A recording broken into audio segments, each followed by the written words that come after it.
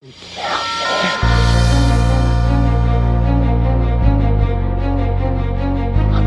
out, man. You can't handle the truth.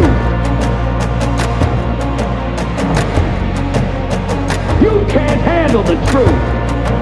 What do all men with power want? More power. And now, broadcasting live on GMN from an undisclosed location in the Arizona desert. Italian by birth, American by choice. Songwriter, poet, freedom activist, Luca Zanna with Love, Guns, and Freedom. All systems go. Don't tread on us. We're not afraid. Hi everybody, this is Luca Zanna. You're listening to Love, Guns, and Freedom on K-Talks 1340 AM and on Guerrilla Media Network. As you already know, I'm here every Sunday, and my only purpose, my only goal, it is not to entertain you, not to make you feel funny or feel better. I'm not good at that. My only goal here, even with my own limitations, with my accent, with my grammar, even with the fact that I'm still learning many things. After all, I was even born here. I became an American just a few years ago, in 2005. The goal is to pretty much bring information and facts that show and prove how our liberties, our individual rights, not only are under attack, but they are pretty much being eroded. And now the enemies of freedom and the enemies of this republic, they are working to suppress us, to control us.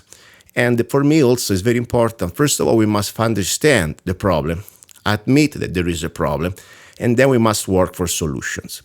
Today I have the honor to have with me a man that I've been following for many years.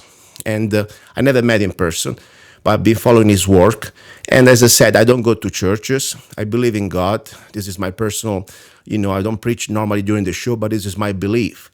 And normally, I never found, let's say, the ideal pastor that I would like to listen to. But if there is a pastor out there, I know there is one. This man is Pastor Chuck Baldwin. Pastor Baldwin, are you there? I'm here, Luca. Good to talk to you. Good to talk to you. I've been following your work for many years, and I really meant what I said.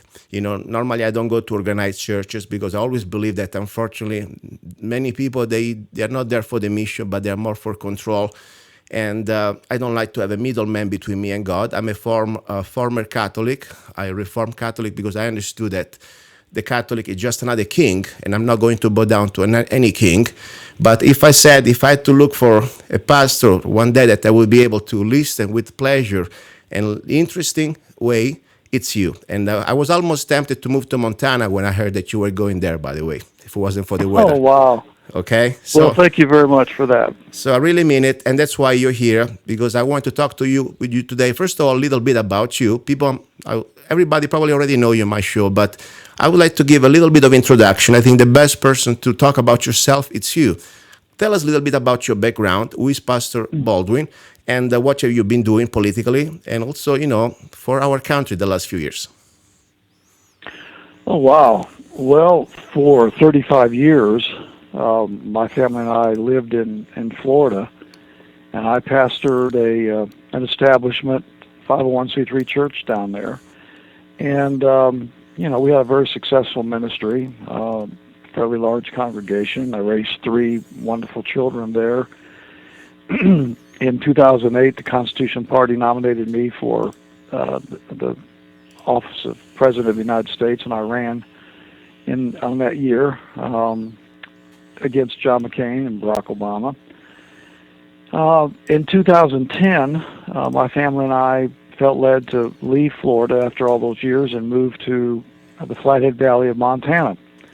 And that's what we did. When I say my family, we're talking about 5 families, 5 heads of households, around 20 people, including our grandchildren. So we've been here ever since. We started the Liberty Fellowship, which is a unaffiliated, non-501c3, a non-establishment church. Mm-hmm. And it's been growing quickly ever since we got here. And, of course, then we started the Liberty Church Project, where we're going around the country and helping people start non-501c3 churches and helping churches that are to pull out of the 501c3 IRS trap. So in a very quick summary, that's a little bit about what we've been doing and where we are. Perfect. And, you know, I know many of my listeners probably already know about 501c Church, what it means, but I would like to, you know, always to guess that maybe somebody just tuning in and say, what are you talking about? What's wrong with this church? Can you please explain briefly what is exactly the condition when a church becomes pretty much under the IRS rules, the 501c Church? What exactly happened? Well, it's all about intimidation. First of all, the process is pretty innocent at the beginning whenever pastors and churches first decide to get on board. Normally what happens is they want to borrow money to build a building, let's say, and they go to the bank. And before the bank will loan them the money, they have to show them that they are a 501c3 nonprofit organization under the IRS code. Mm-hmm. And so they say, oh, well, we want to borrow money. Okay, that's fine. We'll just go do that. And so they fill out the forms and so forth, and they become incorporated under the code 501c3. And basically what that does is it makes them a government corporation, a government entity. In the eyes of the state, a 501c3 church is the same as any other 501c3 organization, nonprofit organization, a hospital. I mean, the NFL, for example, the NFL is a 501c3 nonprofit organization. Wow. You have, all kinds of organizations that are what they call non-for-profit. Well, a church becomes that. When it does, it's not a church anymore. It's a nonprofit organization created by the Internal Revenue Service. And then periodically you'll get something in the mail, at least I did when I was pastoring in Florida. You'll get something in the mail that says that because you're a 501c3 church and you're a 501c3 pastor, here's what you can say and here's what you can't say. Here's what you can do and here's what you can't do. And then a list of things. And of course the main thing that you can't do is say anything about politics, support a political candidate, get involved in a political campaign, et cetera, et cetera, et cetera, under threat of losing your nonprofit status, which would mean that people that would give to the church may not be able to, take it off of their taxes at the end of the year. Yeah. And they'd have to pay taxes on the things that they purchase and the things that their property and their income and things such as that.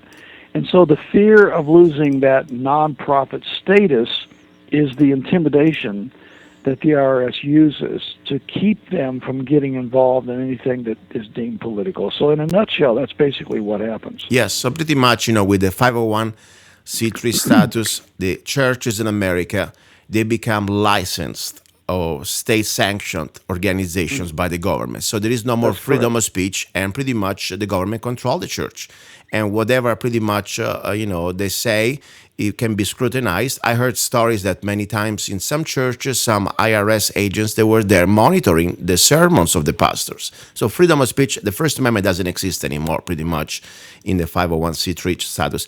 Now, I see that, you come out with this project. I read about it, but I would like you can say about this better than everybody else. It's called the Liberty Church Project. And I think this could be the good solution as answer to this problem. Can you tell us a little bit about the Liberty Church Project?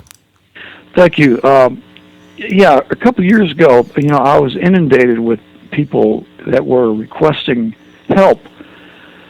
They would say, Chuck, we understand what you're saying. We can't find a non-501c3 church anywhere in our area, and we would love to be a part of one, but what do we do? Where do we go? How do we proceed? And so I prayed about that for a long time, and I came up with the Liberty Church Project. And what we do is we go around the country where there is a group of people.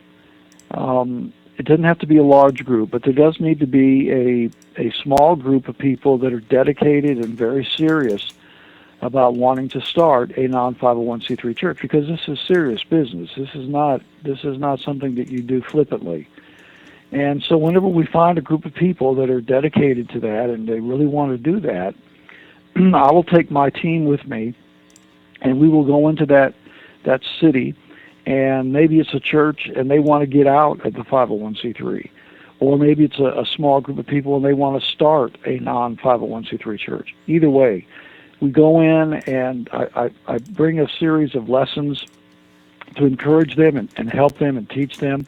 I have a 501c3 legal analyst that travels with me, and she works with them even after we leave, because this is a very long process, and help them get out from under the 501c3. So we just started this like October of last year, and we went to 5 places in those short couple of months. And we went to Texas twice, we went to South Carolina, North Carolina, and Idaho. And in each visit, we successfully either started a non-501c3 church, or we were able to help extract a church out from under the 501c3. So it was a very good beginning, and so now we're looking for 2015 for many other opportunities to open up so that we can go help people across the country do this. Perfect. I mean, this is exactly what we're talking about. First of all, we must understand the problem. And, if you are a Christian, and even if you're not a Christian, the point is, if you believe in freedom of speech, this is the bottom line, okay? But especially if you go to churches and you want to have a relationship with your pastor and try to understand what's going on, even with his help, it is important that we have freedom of speech and we can have a honest conversation about every topic. And I don't think, the government should interfere with what you can say or cannot say. For example, right now, I am from Europe, and I heard terrible stories in Europe. Unfortunately, there is no even this First Amendment that we have here in the U.S., in our Bill of Rights. So, for example, now a pastor in Sweden or Norway, I forgot exactly which part of North Europe, just because he says something about homosexuality that he does not agree, according to the scriptures, according to his belief. We don't need to agree or not with him, okay? This is pretty much his personal interpretation of the Bible, and is his First Amendment. Guess what? In Europe, you go to jail. Simple as that. And if you talk something about, for example, another religion that, according to, for example, just the scriptures, or you read in their scriptures, and you say something that could be offensive, you go to jail. That's what happens in Europe. And I think now this is going to happen also in this country if we do not start to retake back our basic rights, especially in the churches. Now, Yeah, I agree. We don't need to agree. That's the point, guys. If you want to believe that gay marriage is fine, that's fine. But a man or a woman or a group of people in their own institution, in their own church, they have the right to say whatever pretty much they want. That's the bottom line. Now, I know you wrote several books, and I got pretty much all of them.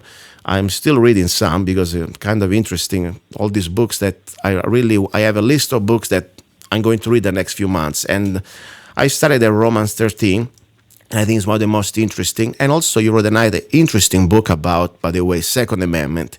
So it's so much that you're not just the typical pastor out there. That's why I really like the way you also live your life and you lead your life as an example. Because sometimes people believe that, the image that we have of the pastors or priests, they're in the church and sitting down there just waiting for world's events to develop. Meanwhile, we just sit down, let it go. No, you out there and you lead the way with the example that we are not, as Christians, we are not to be passive, but we need to do our part. So first of all, I would like to ask you, as your perspective, as a man that reading the scriptures, what do you think is pretty much the role of a Christian in this age of global tyranny, where pretty much this global government that I know you are aware is pretty much upon us? What should we do as Christians? Shut up and just let it happen, or fight back in some way? Well, I think our example is in the history of our country. In Europe, they don't have the same history and heritage that we do here in the United States, but you go back to how this country was formed, and what you'll find is the Patriot Pulpit. They called them the Black Regiment in those days. That was the moniker that was given by the Crown, by the way.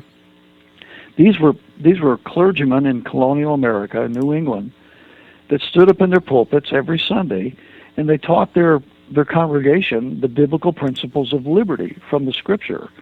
And they taught them so well that whenever it came time to declare their independence and break free from Great Britain, they had the resolve and the courage to do so. If it had not been for the pastors in the pulpits teaching and preaching their people for years, the biblical reasons why liberty was important and the biblical basis for it, there would have been no Revolutionary War. There would have been no War for Independence, no Declaration of Independence. There would have been no Constitution, no United States of America. So I think we need to look to our own history and realize that this country is here. It's in existence because of the leadership and the courage of the pastors of New England in colonial America. And when you look at America today, you say, well, what's missing? Well, that's what's missing. What's missing in America today is the leadership of the pastors. If we don't have pastors to stand out front in their churches and explain the principles of liberty to their people and give them the moral courage and backbone to stand for those principles, they don't know what to do. They're ignorant. They have no motivation. They have no recognition. And that's pretty much where we are. The churches have abandoned the battlefield. They've abandoned the cause of liberty. And as a result, the enemy is taking over. It begins and it ends with the pulpits. Yes. And you're right. It's very true. And I think this is done by design, by the way. Nothing happens anymore by accident. It never did happen by accident. The fact that now they want to control, the government is controlling the churches because they know through history the role of pastors that you just said in our American history, what happened. So that's another way they're going to control us. Before we go ahead, we will talk about Romans 13 in a few seconds. There is a book that is pretty much ready for me on my bedroom. Room here, table, ready to be read. It's To Keep or Not to Keep. Why Christians should not give up their guns. I have 3 books on my baking table there, ready to cook in the next few days. And I bought this, by the way, a few months ago when it got out, and now finally it's getting there. I'm reading as much as I can, normally at night. And I have a question now. There is pretty much a question is going to be a big question, but you don't need to give a long answer. Just a short version according to the scriptures and also according to what you think. Shall not murder or shall not kill. What is exactly that? Because there's a little debate here when people say, a Christian should never kill. And the question is, does God approves taking a life for self-defense? Yeah, absolutely. The statement "thou shalt not kill" it in the Hebrew means "thou shalt not murder." There's a big difference between murdering an innocent person and taking a life in self-defense. God, in natural law and in the Scriptures, has given to mankind it's not just a right; it's a duty to defend the lives of those that we love, our family, our friends, our community, etc. I mean, everything about nature proves the duty of self-defense. I mean, you go into the natural kingdom, you look at a mother bear who will fight anyone, including a human being, to protect its young. A little bird that doesn't even have the power to attack and hurt, but if a predator is near, she will feign a broken wing or something and try to draw the predator away from the nest. What is all of that? All that is about protection. It's about self-defense. It's saving the life of the family. You mean to tell me that in the natural kingdom we have a natural right of self-defense, but in the pinnacle of God's creation, human beings, we don't have a duty of self-defense? I mean, it's ludicrous. And throughout the Scripture, we go in our book and we show conclusively in both the Old and the New Testament that God has given to mankind a duty to defend and to preserve the lives of their families and loved ones. There's a verse in the New Testament that says, if a man provide not for his own, especially those of his own house, he's denied the faith, and he's worse than an infidel. That's very strong language. Denied the faith, the Christian faith, and worse than an infidel. Well, how do you define provide? Well, food, shelter, clothing, yes, but also security and safety. We have a duty to provide security and safety for our children, our families, our neighborhoods, etc. So these people who suggest that Christians are pacifists and they don't have the right to defend, they're totally ignorant of the Bible. And we wrote the book back in 2011 because then Obama and Feinstein were trying to pass that gun ban, if you recall. Yes. That would have made criminals out of everyone who owned a semi-automatic rifle. And we looked around and we saw the pulpits in the country utterly silent. And if they weren't silent, they were saying, well, if the government says surrender your guns, then Romans 13 says you got to do it, so surrender your guns. So we'd already written a book on Romans 13 explaining biblical submission.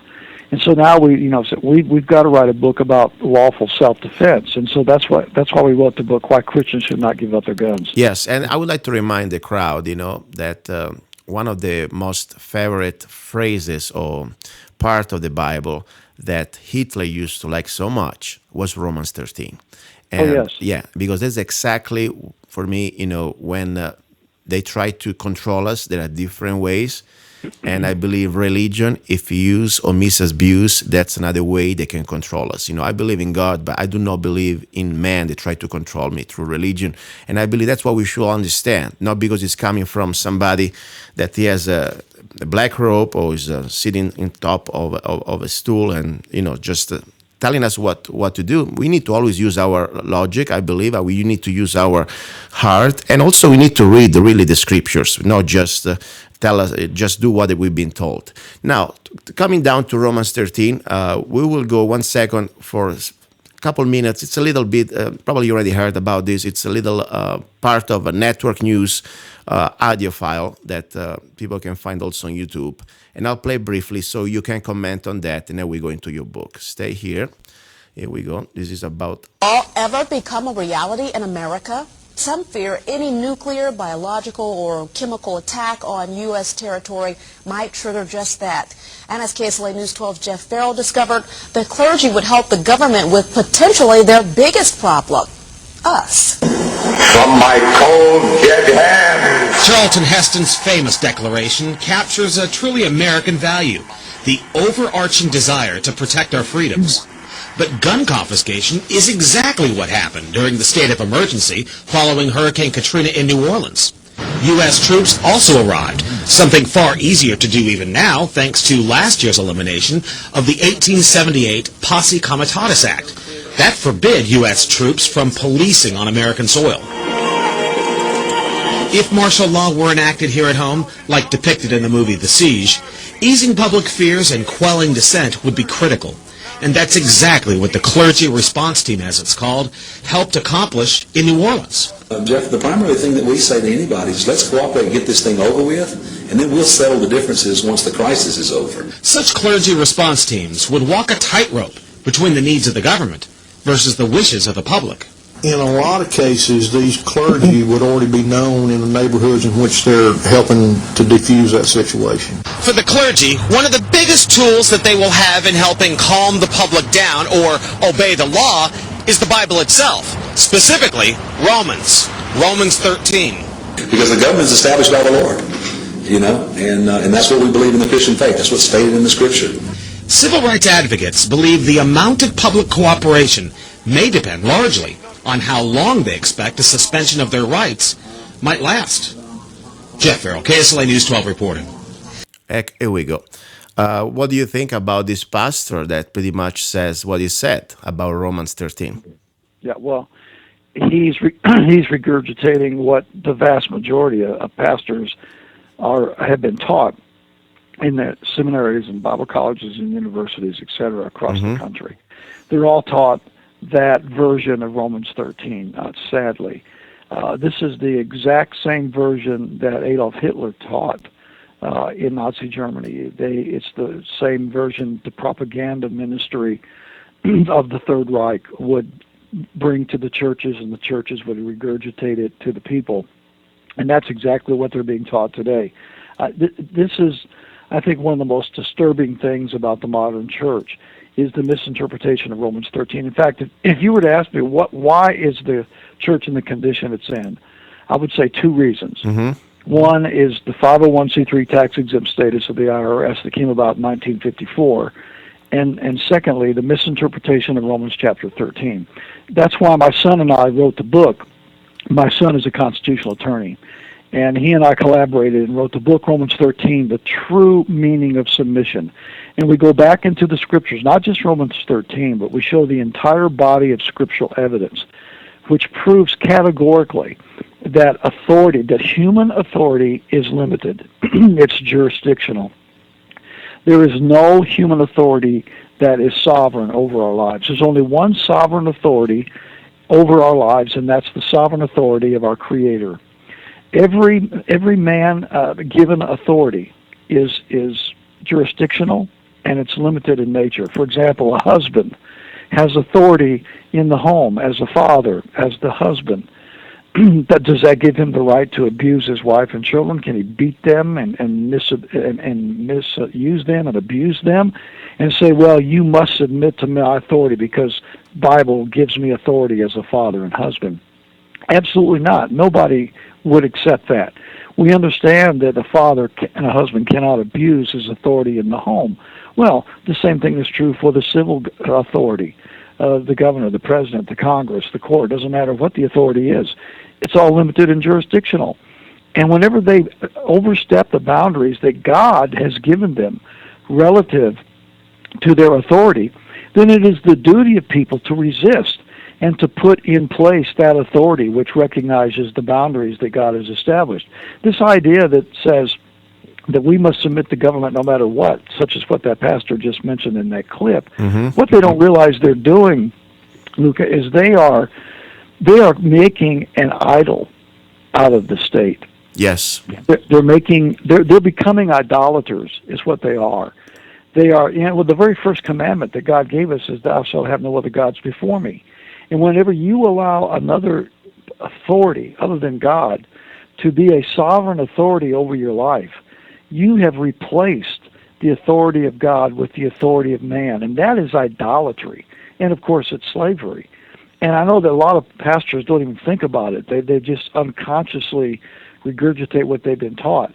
But that's really what they're doing, is they're making idols out of their congregations. Yes. And, and this is something people may say, I'm not Christian. I don't really care about this. This is not just, guys, about Christianity or Christian people. This is about, if you understand what's happening right now, they are using the churches to control the rest of humanity, the rest of this country for sure. And this is what is such an important topic, even if you are not a Christian. Because when you understand that manipulating the masses through this misinterpretation of the scriptures, this is something that then is going to influence also, of course, our life. Because at this point, we are ready for me, in a new America, ending with a K, no more C. Our Constitution is being destroyed, and of course, it's up to us to get it back. We live in under National Defense Authorization Act, under the Patriot Act. Our due process is gone. There is no difference between us and China right now. It is just probably, at least in China, that you still have a phony trial, and then they shoot you in the back. Now you can disappear. And just like us, right now, what we're doing, what we're talking about, things that can be critical to the state, we can be pretty much, this is not an opinion, this is not an hype, this is a reality. We can be labeled domestic terrorist. Is it true? What do you think about this, some sort of phrases that I just said, my statement? You agree with me? Oh, well, you're true. It's very true. And we already see that happening. And you're also right. Whether you're a Christian or whether you're not, we must understand what's happening in our country, and we must band together as freedom-loving Americans to fight for the liberties that have been given us by God. Whether you're a Christian or not, we still have a Creator God, and God has given us natural rights. It's the responsibility that each of us has as individuals under God to recognize these duties and these liberties and to band together to fight for them. We have, in our war for independence, we had Christians and non-Christians fighting alongside, shoulder to shoulder, for the cause of liberty and independence. Well, the same is necessary today. I know I have a lot of non-Christian friends that are very much liberty-oriented patriots and love freedom, and I'm willing to fight side by side with them for the principles of liberty. This affects all of us. if we're either going to have liberty together or we're going to lose liberty together. It doesn't matter what our religious belief is or isn't. Exactly. We are all in this together. And if we believe in liberty, we need to take these situations seriously and fight together for the preservation of our freedoms. Perfect. And I know this is exactly what I was trying to do, because it's not just about us Christians. It's about, if we believe in freedom, we're all in danger, and we need to unite together, or at least that's what we should do, in my opinion. Now, before, I know your time is short, you have to go, and before you go, I would like to ask you one thing briefly. According to your experience, I mean, you've been also in the political world. You ran for the Constitution Party, the last election, for presidential candidate. You know a little bit, no, you need a little bit. You know about economics. You know a lot of things, more than the average person. I really mean that, and you know that. Now, you're not a magician, you're not a psychic, but you have some intuition according to the facts that you know. What do you think is happening in the next probably 6 months in our reality here in America? What do you think may happen? Well, I'm not a prophet, that's for sure, but all of the conditions and the trends indicate that we're going to continue to lose our freedoms. I expect no relief from the Republicans in Congress. Those fellows have proven themselves to compromise and to capitulate away all of the principles of freedom. I don't expect that McConnell and Bonner are going to do much of anything to help preserve our liberty. So I don't think we're going to see any improvement in Washington, D.C. Unfortunately, the trend is that the things that you just mentioned there a moment ago are going to continue.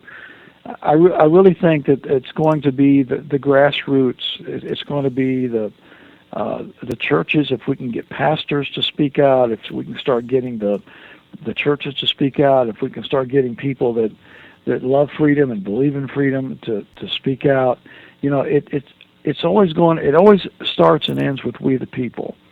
And if we're looking to government and to the political parties to solve the problem, it's not going to happen. It's going to be with the people. We're going to have to to speak out, stand up, take seriously the cause of freedom. And and I think region by region, there are regions of the country right now where people are doing just that. I think that there's some positive signs out there, that it's not all negative. But at the same time, if we just sit back and do nothing, that's the worst thing we can do. And if we do that, then there is no hope. So you have a job. You doing it, informing the people, educating people through your radio broadcast every day. We have to keep this up, Luca. We just have to keep informing and educating and inspiring people as to the truth. And the one encouraging thing is, there's a lot more people, I think, that are awake today than there were in 2008 when I ran for president. I agree. At least Obama did that of goodness, if you can say that. Listen, Pastor, no, time is short and you have to go. I would like to just give you the chance to say how people can reach you, how people can buy your book. I know you have a beautiful website there. Please go ahead and mention your website. Thank you very much. Yeah, we have the book, To Keep or Not to Keep, Why Christians Should Not Give Up Their Guns, the book Romans 13, The True Meaning of Submission, and a lot of other material. The website is chuckbaldwinlive.com. That's all one word. Baldwin is BALDWIN. chuckbaldwinlive.com. Perfect. I also will post in today's broadcast, we have a page for each show. I will post the link with your website and of your books. Thank you very much, Pastor Baldwin. I really appreciate it, and God help us. Thank you very much, Luca. Great to be with you. Thank you. He's a songwriter, a poet, a rifleman, I'm not afraid, and a constitutional activist. I'm not afraid, Italian by birth, I'm not afraid, American by choice. Luca Zanna. I'm not afraid. And his new CD, Love, Guns, and Freedom. 16 powerful songs on one CD from the heart of a patriot.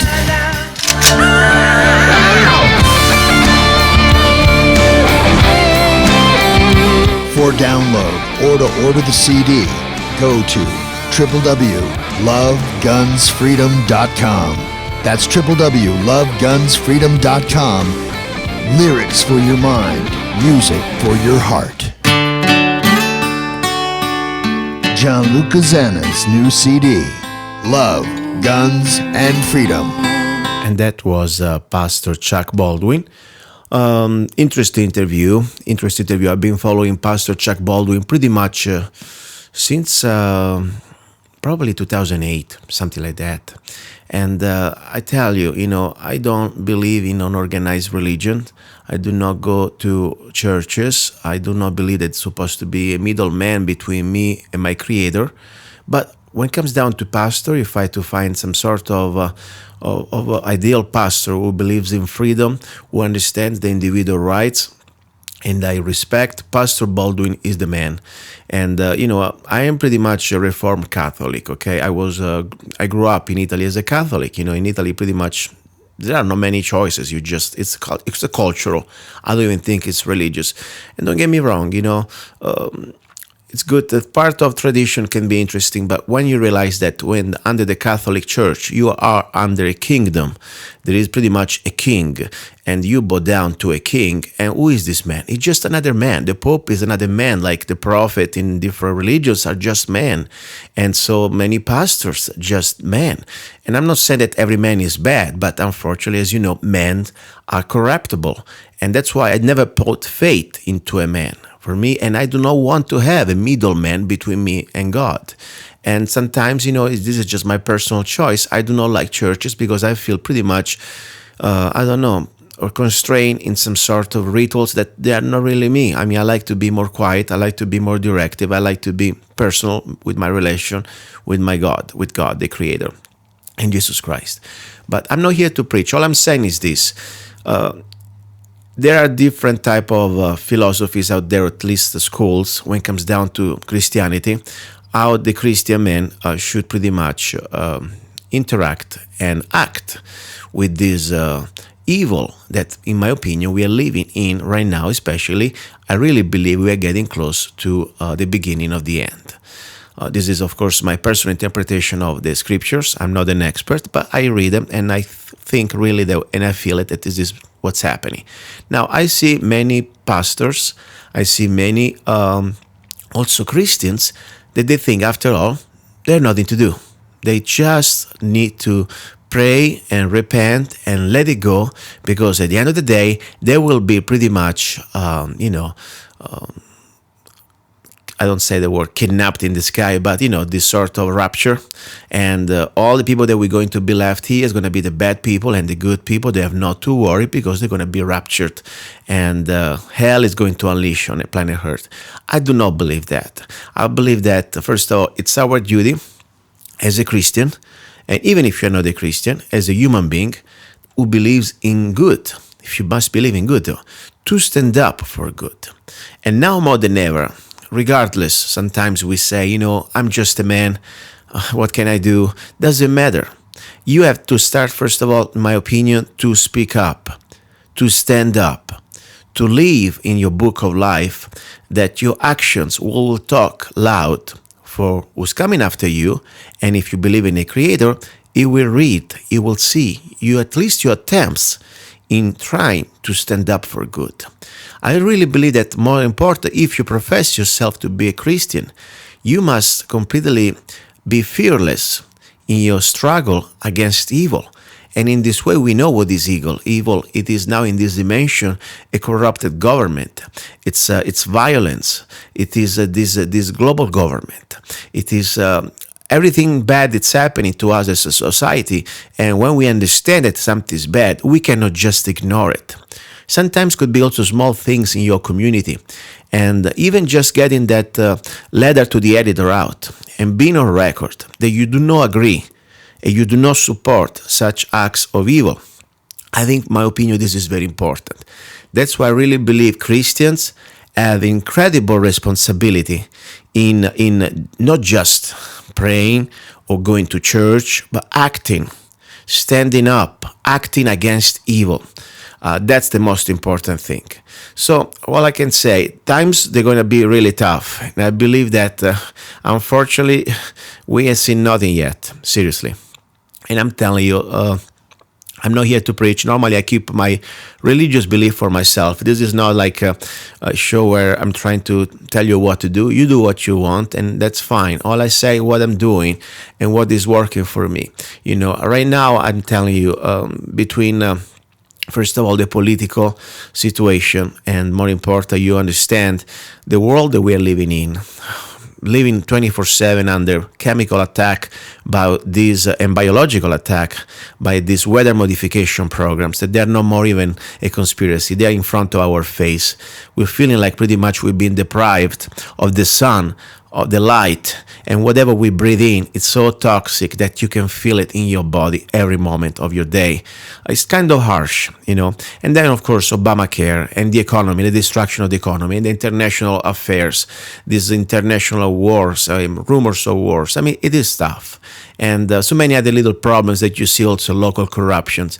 I really believe that, for me at least, the most important weapon against all this, it is not just, preparation and knowing my rights and all these things. It is faith. Without faith, I could not face all this. Without faith, I would have probably gone crazy long time ago. And don't get me wrong, yes, we still live in this reality, so we need to do our homework. We need to prepare for our things. We can take care of ourselves.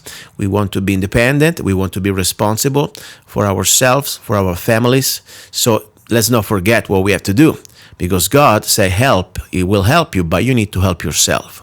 So this is pretty much my little, conclusion about that. So Christians, please, if you are there, I'm not telling you what to do, but I pray that you at least will lead by example, fearless.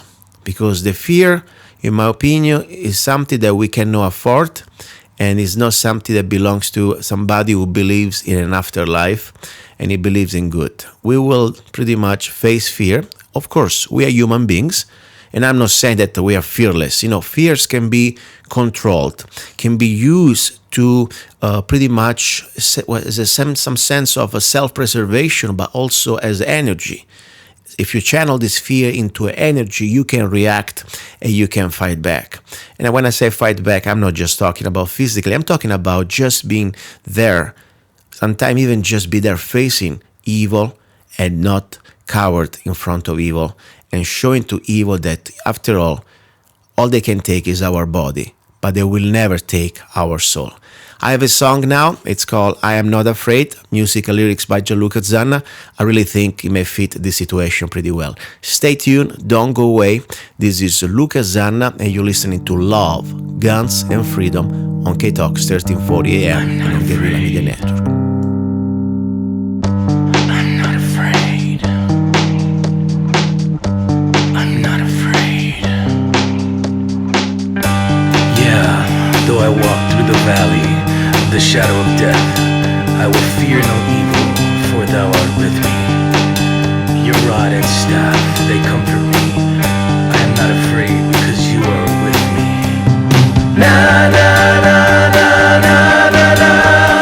Na na na na na na na. Na na na na na na na. Na na na na na na na. I'm not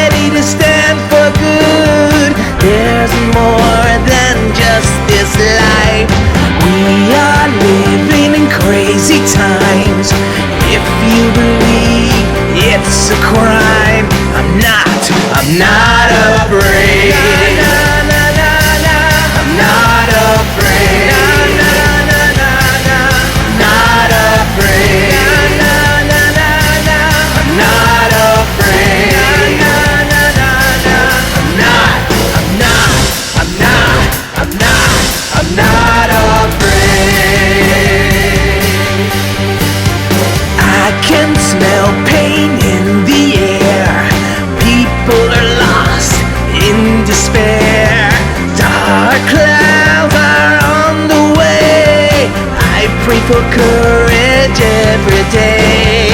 I will fight till my last breath. You give me strength to smile at death. I'm not afraid. I'm not afraid. I'm not afraid. Because you're with me. I'm not afraid. Because I believe in you.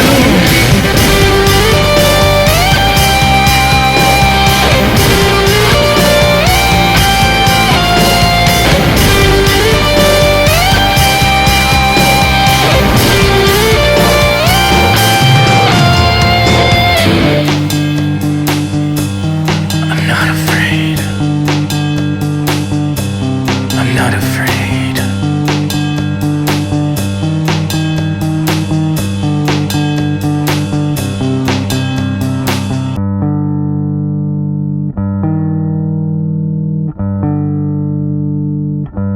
I'm not afraid.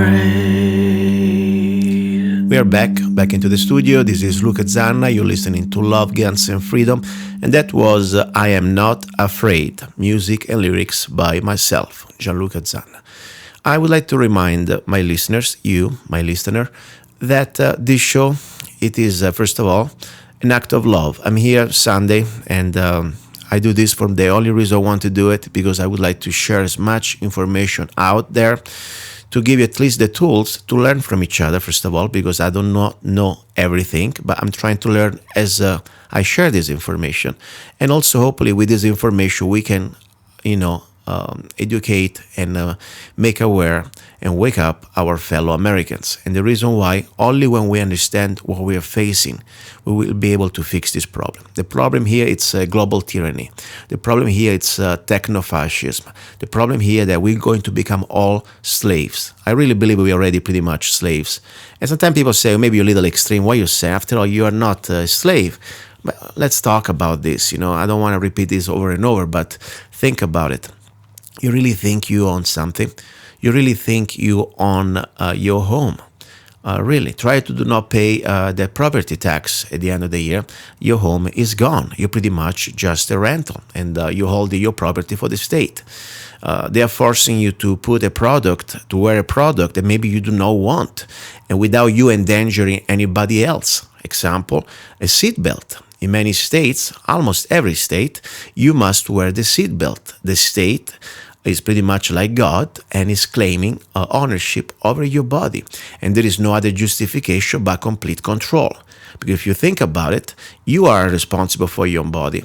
Why the government should force you to put a seatbelt when you're not endangering any other people? Right there, for me, would be enough to think you are not a free man or a free woman. And there are many other issues. Now look at Obamacare. Don't get surprised, people. I mean, they are forcing you to buy a product that you may not want or may not be exactly fitting your budget or your desire. Doesn't matter. This happened before Obamacare. Think about the property tax that we were talking about before. After all, if I had, for example, children, or maybe I do not have children, why should I be forced to pay for a product or a service that I do not use? And even if I had children, I would never send them to public school. For me, like it's a sin, it's a re-education program. I will send them to homeschooling probably, or whatever, my choice. So you see, didn't happen today. And so the same situation with the income tax. And we can talk about many other things. Income tax didn't happen before 1913. In America, we were one of the few countries in the world that we, the people, we're supposed to earn every dollar of our income as a labor, okay? After 1913, things changed. The private Federal Reserve took pretty much control of this currency. And every time you pay income tax, remember, this was according to a Ronald Reagan congressional investigation. It wasn't just some conspiracy. Every dollar that we pay out of our income tax, all it does, it goes to pay for the interest. And I say again, the interest of the debt that we owe towards this monstrosity called private Federal Reserve. Okay, so the Federal Reserve Bank print a dollar that charges the interest, and when you go out and you work really with your labor, real work, guess what?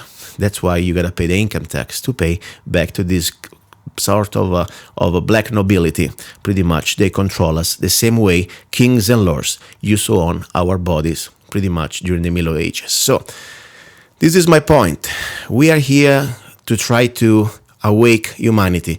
And in my little show, even I have a lot of listeners overseas and all over the internet, I still try to do whatever I can. This is not a game. This is not a hobby. This is an act of love, and I really mean it.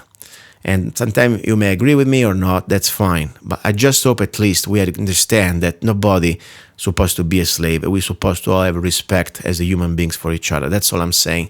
And also, if you want to support the show, there is a simple way to do it.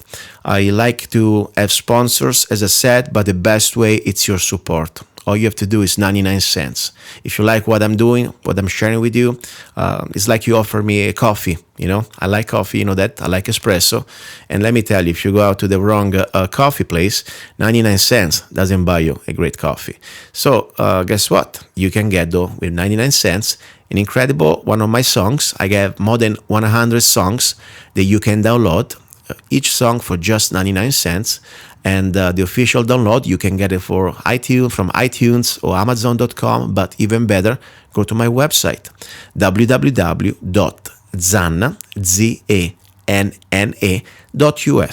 and downloading all my songs. I really appreciate it, and you support the show. That's for me the most important thing. Now, a little bit of brief news, because we're going to have second hour all about guns and training, and then the final hour is going to be about love.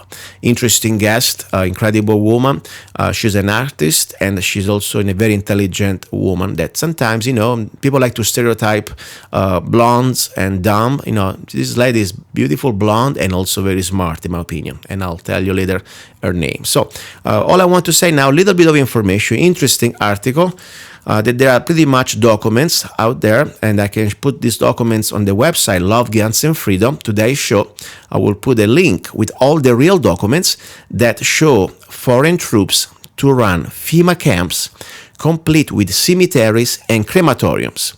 So these are not just voices. If you go to lovegunsfreedom.com, today's show, and exactly you will see it in the page. I create a page every day. This is Sunday, the 8th of February 2015. You will see this link, this article, and you will find in these links all the different type of official documents where in FEMA, in case of an emergency, these FEMA camps will be controlled and maintained and run by foreign troops. And so the crematoriums, think about it. Why the foreign troops? Why the crematoriums? As these are going to be set up for mass extermination. I mean, let's not forget that just a couple of weeks ago, that director of that incredible movie, Gray State, he was trying to warn us about something. And all I'm saying, maybe he was onto something. So that's all I'm saying, guys. Don't go away. Stay tuned. You're listening to Love, Guns, and Freedom with Luca Zanna, and check this incredible article on my website, lovegunsfreedom.com. Amazing stuff. Stay tuned. He's a songwriter, a poet, a rifleman. I'm not afraid. And a constitutional activist. I'm not afraid. Italian by birth. I'm not afraid. American by choice. Gianluca Zanna. I'm not afraid. And his new CD, Love, Guns, and Freedom. 16 powerful songs on one CD from the heart of a patriot.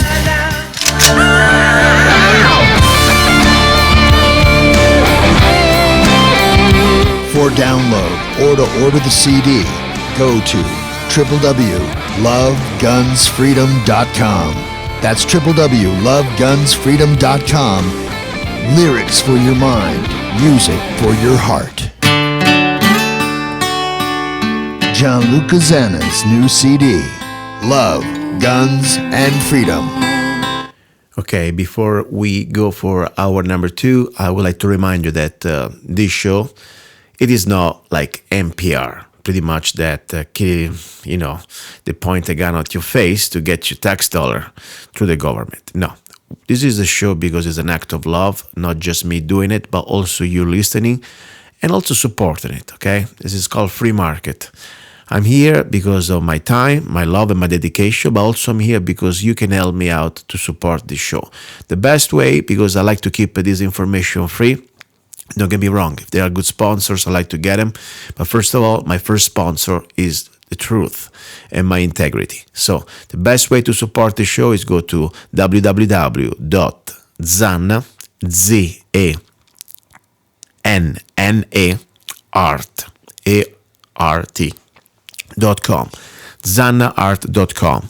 And you can pretty much download any of my songs there. You can also take a look at my paintings, also some of my postcards and prints, and so many other things I'm uploading. With just 99 cents, you can get any of my songs, and in that way, you will support the show. That's all I'm saying.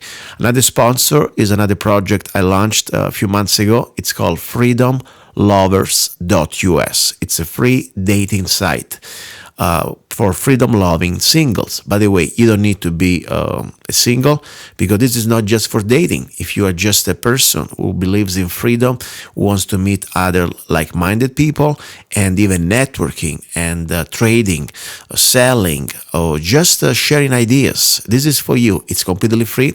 Go to www.freedomlovers.us and open an account, and feel free also to blog.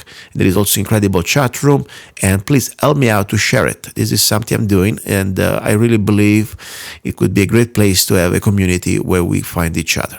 So don't go away. Now we're going to go in hour number 2. We will talk about guns. We have an incredible guest, tactics, and it's going to be a great show with God's will. And let's just enjoy this moment of peace. It's a great Sunday today. You're listening to Love, Guns, and Freedom with Luca Zanna. Don't go away. Have you ever met someone on an online dating site and thought, wow, this guy is perfect for me, or she is simply amazing, only to find out they were hiding a deep, dark secret? They plan to vote for Hillary. FreedomLovers.us was created for singles who want to exchange ideas and a love for freedom. People who are looking for solutions to create and defend freedom in the real world, and at the same time, getting that once-in-a-lifetime chance to find their true soulmate. Whether you are interested in meeting your soulmate, making new friends, networking, or hanging out with that like-minded liberty lover, visit freedomlovers.us. It's the first free dating site and community. So patriots, don't waste your time with other dating sites. freedomlovers.us is the place where like-minded singles really click.